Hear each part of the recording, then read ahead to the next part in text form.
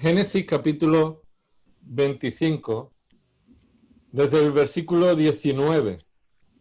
Génesis 25, desde el versículo 19 hasta el 26. Dice así la palabra del Señor, Génesis 25, 19. Estas son las generaciones de Isaac, hijo de Abraham. Abraham engendró a Isaac. Tenía Isaac 40 años cuando tomó por mujer a Rebeca, hija de Betuel, arameo de Padán Aram, hermana de Labán arameo. Y oró Isaac al Señor en favor de su mujer, porque ella era estéril, y lo escuchó el Señor. Y Rebeca, su mujer, concibió. Y los hijos luchaban dentro de ella. Y ella dijo, si esto es así, ¿para qué vivo yo?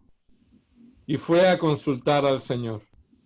Y el Señor le dijo, dos naciones hay en tu seno, y dos pueblos se dividirán desde tus entrañas. Un pueblo será más fuerte que el otro, y el mayor servirá al menor. Y cuando se cumplieron los días de dar a luz, he aquí había mellizos en su seno. Y salió el primogénito rojizo, puede ser pelirrojo, se refiere, todo velludo como una pelliza, y lo llamaron Esaú. Y después salió su hermano con su mano asida al talón de Esaú, y lo llamaron Jacob. Isaac tenía 60 años cuando ella los dio a luz. Mirad, en esta porción nos encontramos una verdad principal que se titula como, o yo le he puesto este título, nuestra vida depende de Dios. Nuestra vida depende de Dios. En primer lugar, vemos en la primera parte de este pasaje, en los versículos 19 al 21, que nuestra vida depende de las oraciones escuchadas por Dios.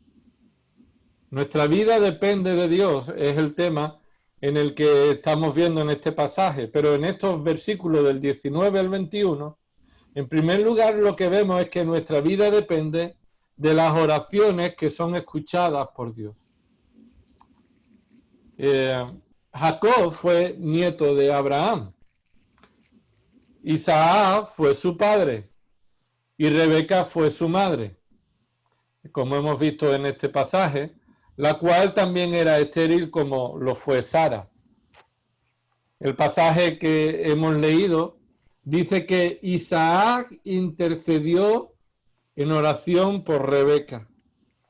Isaac intercedió en oración por Rebeca, dice el versículo 21, y oró Isaac al Señor en favor de su mujer.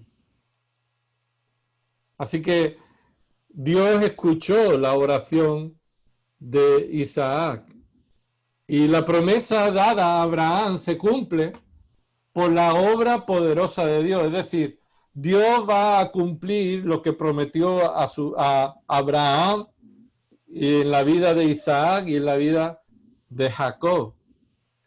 Pero aunque Dios va a cumplir sus promesas en base a su voluntad y su soberanía, la oración forma parte de la obra de Dios.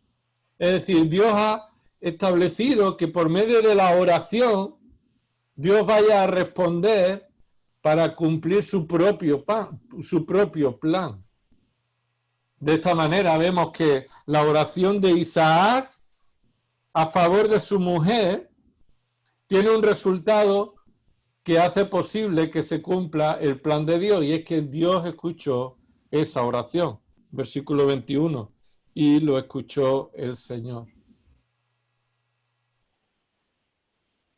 La vida de oración y nuestra dependencia de Dios en las dificultades hará que se cumpla el propósito de Dios en nuestras vidas.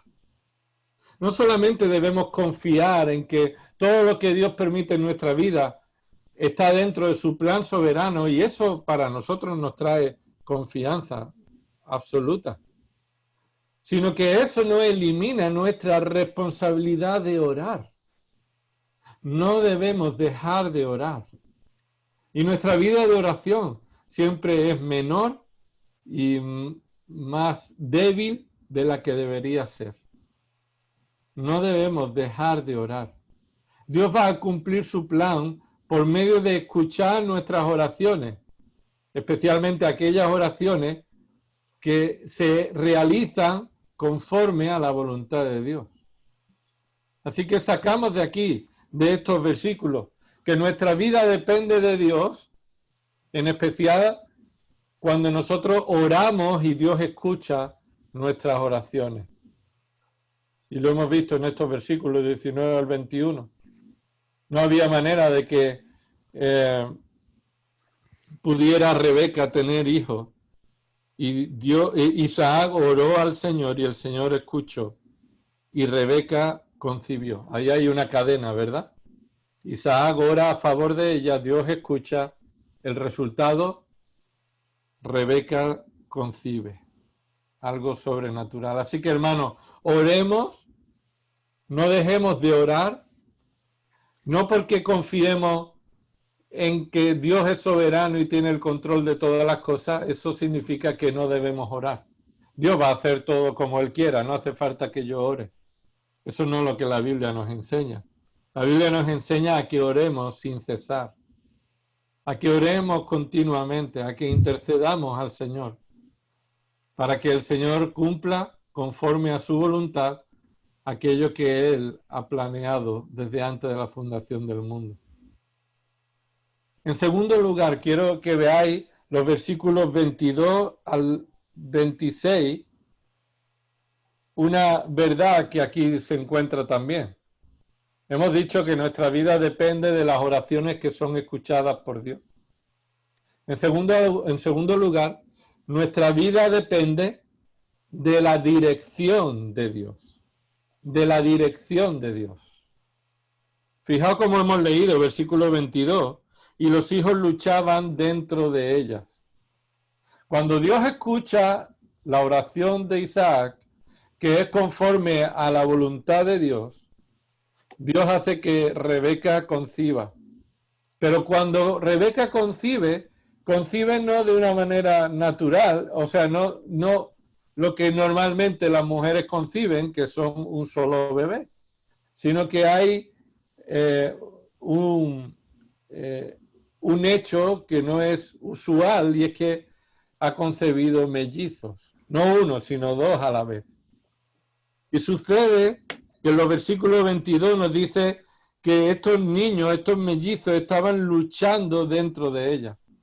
Así que durante el embarazo, los mellizos estaban luchando dentro de ella y esto provocaba una situación tan dolorosa y tan molesta que Rebeca estaba a punto de perder toda alegría. No se nos muestra que Rebeca esté contenta por esta situación, sino se nos muestra y se nos recalca que cuando Rebeca, siendo estéril, concibe de Isaac, la situación, el embarazo fue terrible. Tan terrible que ella estaba deseando dejar de estar embarazada. Esperaba que ella decía, versículo 22, si esto es así, si esto es estar embarazada, esa lucha de mis dos hijos en el vientre, ¿para qué vivo yo? Así que ella perdió toda esperanza, toda alegría, incluso estaba perdiendo el sentido de estar viviendo de esa manera. ¿Por qué estaban peleando? ¿Por qué estaban luchando esos mellizos? Bueno, no se nos dice exactamente, concretamente, por qué, aunque hay una respuesta del Señor que vemos más adelante. Pero la situación que eso provocaba en Rebeca es que esos dos seres humanos, dos niños, dos bebés, estaban empujándose unos a otros en un espacio tan pequeño como un vientre. Y la que habéis estado embarazada, sabéis lo agradable que son los movimientos suaves, ¿no?, de un bebé. Pero yo he sido testigo de cómo cuando Raquel estaba embarazada, en los 3 embarazos de Ana, Noemí y Lucas, había momentos en que esos movimientos provocaban dolor, un dolor intenso. Imaginaos, no sé si alguna de las hermanas ha tenido mellizos, creo que no, pero imaginaos que en lugar de uno están 2 en un espacio tan recogido y además están empujándose, luchándose por el espacio uno con otro. ¿Qué es lo que hace Rebeca? Aquí es el punto donde yo quiero resaltar esta enseñanza. ¿Qué es lo que hace Rebeca? Mira, Rebeca sigue el ejemplo de su marido. Si su marido vio que el único que podía ayudarles para que se cumpliera el deseo del corazón de su esposa y también el de él de concebir un bebé, si su marido responde ante esa necesidad orando al Señor, Rebeca sigue el ejemplo de su marido. Cuando dice versículo 22, y fue a consultar al Señor, de alguna manera esto es lo que está reflejando, es de nuevo, es buscar la dirección de Dios. Nuestra vida depende de buscar la dirección de Dios. Rebeca no fue a buscar a una matrona, Rebeca no fue a buscar a una mujer más experimentada, Rebeca fue a buscar la dirección del Señor. Así que ella oró al Señor para consultar el significado y la razón de por qué eso estaba ocurriendo en su vientre, una situación tan dolorosa. Y Dios le mostró su voluntad, le reveló su voluntad. Y la voluntad de Dios debe ser nuestro mayor deseo. Lo que más deseamos conocer en nuestra propia vida es la voluntad de Dios. Y así, conociendo la voluntad de Dios, obedecerla. Nuestra vida depende, hermanos, de buscar la dirección de Dios, que Él nos muestra por medio de su palabra, no por medio de señales que vemos en el día. Las señales son a veces confusas o peligrosas. Nuestra roca firme y segura en la que podemos conocer la voluntad de Dios es una interpretación histórica, gramatical, literal de la Escritura, leída detenidamente, vista en su contexto, entendida en la historia y aplicada en nuestras vidas para que sea el nombre del Señor glorificado. Así que, hermanos, nuestra vida depende de las oraciones a Dios, escuchadas por Dios, pero también nuestra vida depende de la dirección de Dios. Debes buscar la dirección de Dios en cada momento. Cada situación en la que te encuentras, en la que no sabes qué decisión tomar, si estás sufriendo, ¿por qué estás sufriendo? La respuesta está en la palabra de Dios. En tercer lugar, hermano, vemos que nuestra vida depende no solamente de la dirección de Dios, sino de la buena voluntad de Dios. Nuestra vida depende de la buena voluntad de Dios. La dirección de Dios y la voluntad de Dios debe quedar clara en nuestra vida de que es buena. Es buena su dirección, es buena su voluntad. Dios tiene un plan, un solo plan. Y el plan de Dios, según Romanos 12:2, su voluntad desarrollada a lo largo de la historia, de los tiempos y entre los hombres, es una voluntad buena, agradable y perfecta. Las promesas que Dios le dio a Abraham se cumplieron más allá de Abraham y Sara. El cumplimiento del pacto que Dios estableció con Abraham dependía de la perfecta voluntad de Dios y de su intervención en la vida de cada uno de nosotros. Y eso implicaba la vida de Rebeca, la vida de Isaac. Rebeca estaba embarazada de Jacob y de Esaú. Y Dios le muestra, versículo 23, que Jacob y Esaú son dos naciones. Así que Dios ha diseñado un plan que por medio de otra mujer estéril va a obrar milagrosamente para establecer dos naciones que a lo largo de su plan, de la historia, él revelaría su buena voluntad. Esas dos naciones, Dios ejecutaría su plan. Y lo va a ejecutar estableciendo esas dos naciones para ilustrar la soberana voluntad de Dios a la hora de escoger. Romanos capítulo 9, recordáis, ponéis la mano ahí en Génesis, pero creo que recordáis, hemos leído en otras ocasiones este pasaje bien conocido. Romanos capítulo 9, versículos 9 al 12, nos dice que Dios escoge a Jacob para cumplir las promesas que estableció con Abraham, y dicha elección no dependió de nada de lo que Jacob hizo o hiciera. Por supuesto, Dios sabe lo que Jacob iba a hacer, pero lo que Jacob iba a hacer era el resultado de la buena voluntad de Dios, soberana y establecida antes de que Jacob naciera. Así que Dios no eligió a Jacob por lo que Jacob iba a hacer, sino lo que Jacob iba a hacer viene como resultado de la elección de Dios. Dice Romanos 9, versículo 9 al 12, porque esta es una palabra de promesa. Por este tiempo volveré y Sara tendrá un hijo. Y esto se cumplió en la vida de Abraham. Y dice el versículo 10, y no solo esto, sino que también Rebeca. Así que Dios está diciendo, mira, en dos mujeres que de manera natural ellas no podían tener tener hijos, perdón. Dios establece soberanamente, para que quede claro que depende de la voluntad de Dios, establece que los hijos nacerán por medio de mujeres estériles.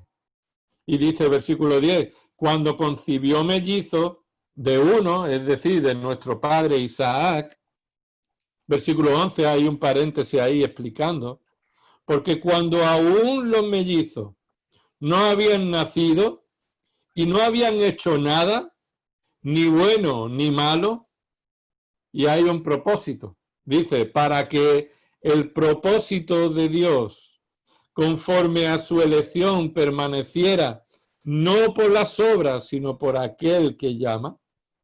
Es decir, Dios escoge con un propósito el cual no depende de las obras de la persona que escoge, sino de aquel que llama. Versículo 12, se le dijo a ella, el mayor servirá al menor.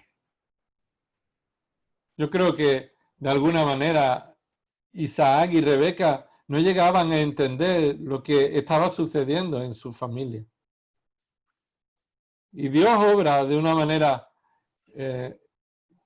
tremenda por medio de todas las personas de la tierra en cada momento de la historia para hacer cumplir su plan. Y por medio de una familia, un matrimonio, en el que Dios obra para responder a la oración de Isaac. Y Rebeca busca la voluntad de Dios, la dirección de Dios cuando está sufriendo para conocer la voluntad de Dios. Encuentra que la voluntad de Dios es una voluntad buena.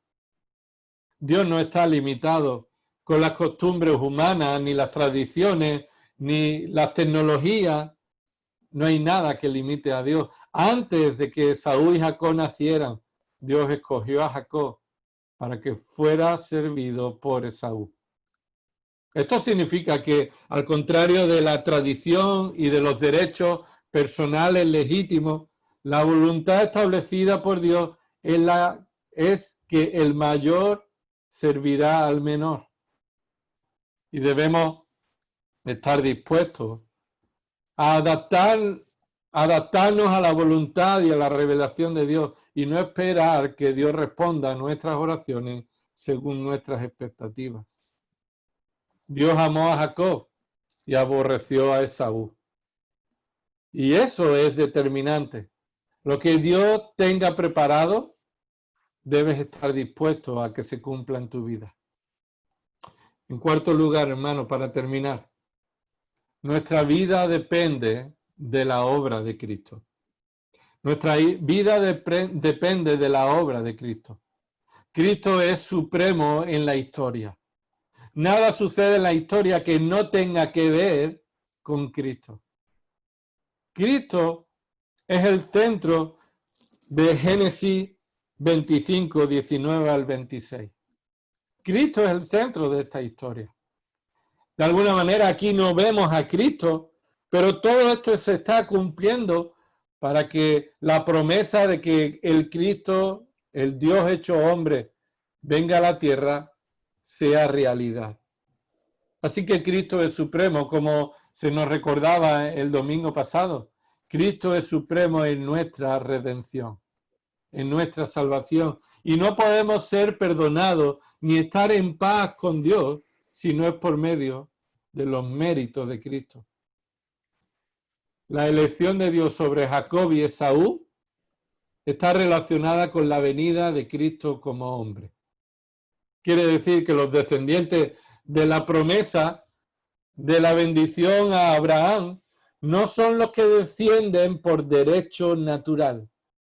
¿A qué me refiero? Derecho natural. El derecho humano, el derecho de los méritos de la carne, el derecho del primogénito. El primogénito era Esaú, pero el Cristo vendría por medio de Jacob. Los herederos de la promesa de Abraham son aquellos que en la voluntad de Dios son llamados eficazmente a creer en Cristo como el supremo Salvador. Y Dios tendrá misericordia de ¿quién? De quien Él quiera tener misericordia. A diferencia de, o así como Jacob y Esaú. ¿De quién tuvo Dios misericordia? ¿Del bueno? ¿Del malo? ¿No? Tuvo misericordia de quien Él quiso tener misericordia. Y en este caso fue aquel que no la merecía por los méritos humanos. Jacob recibió la gracia salvadora y Esaú fue aborrecido. Fue aborrecido no porque fuera peor que su hermano. Ya vemos más adelante en la historia cómo los dos dejaron claro que no eran merecedores de la gracia de Dios. Pero nos muestra, hermanos, que Dios es quien soberanamente tiene misericordia de quien Él quiere tener misericordia para que no dependa de nadie, sino de la voluntad de Dios en aplicar su misericordia como Él quiere. Y Jacob fue receptor de la misericordia de Dios en Cristo. Y en Cristo nosotros somos perdonados según la voluntad de Dios, la cual a Él pertenece toda la gloria. Porque Cristo es nuestra roca que no nos avergüenza. Quien cree en Él no será avergonzado. Romanos 9 dice en el versículo 33, tal como está escrito, he aquí pongo en Sión una piedra de tropiezo y roca de escándalo. Y el que crea en Él no será avergonzado. Pero el que no cree en Él será escandalizado, le parecerá una locura que Cristo sea el Salvador y buscará salvarse y buscará negar su propio pecado y responsabilidad y un día tendrá que hacer frente a la justicia de Dios. Hermano, ¿cómo debemos actuar cuando estamos en dificultad? Nuestra vida depende de la oración respondida por Cristo, por Dios. ¿A quién debemos consultar para saber la verdad y la voluntad de lo que está sucediendo a nuestro alrededor? Debemos consultar a Dios, a su palabra, conocer su voluntad. ¿De quién depende lo que sucederá en tu vida? ¿De quién? Bueno, depende de lo que Dios esté guiando en su obra soberana, lo cual no quita nuestra responsabilidad por nuestro pecado. ¿Y quién es la roca que nos avergüenza, hermano? Cristo. Es el único en quien recibimos la gracia y la misericordia. No porque hayamos nacido primero, como Esaú podría reclamar, y no porque hayamos aparentado ser mejores que los demás, como Jacob alguno podría asumir, sino que hemos recibido la salvación en Cristo Jesús por una gracia soberana, una misericordia soberana, lo cual trae gloria a Dios y nos humilla. Oremos. Señor, te damos gracias por el testimonio de lo que tú has obrado en la historia, en la vida de este matrimonio, Isaac y Rebeca, y cómo tú respondiste su oración conforme a tu voluntad, a tu plan perfecto, y cómo, Señor, el matrimonio consultó a qué significaba lo que estaba sucediendo en sus vidas. Señor, y queremos consultar, queremos saber tu voluntad, queremos profundizar en tu palabra, queremos memorizar tu palabra, llenar nuestra mente de tu verdad para poder conocer tu voluntad. Señor, y sobre todo queremos exaltar a Cristo, supremo en nuestra salvación, supremo en la aplicación de la salvación en nuestras vidas. Señor, Él nos ha salvado en obediencia perfecta a ti, en el cumplimiento perfecto de un plan trinitario antes de la fundación del mundo. Y nos ha salvado por pura gracia, para que nosotros, Señor, exaltemos y traigamos gloria a tu nombre. Señor, ayúdanos a depender de ti en oración, a depender de ti en el conocimiento de tu voluntad, a obedecer tu palabra. Y sin duda, Señor, queremos también crecer en nuestra adoración, nuestra admiración, nuestro asombro, Señor, y exaltar a Cristo como supremo en todo. A ti sea la gloria en el nombre de Cristo. Amén.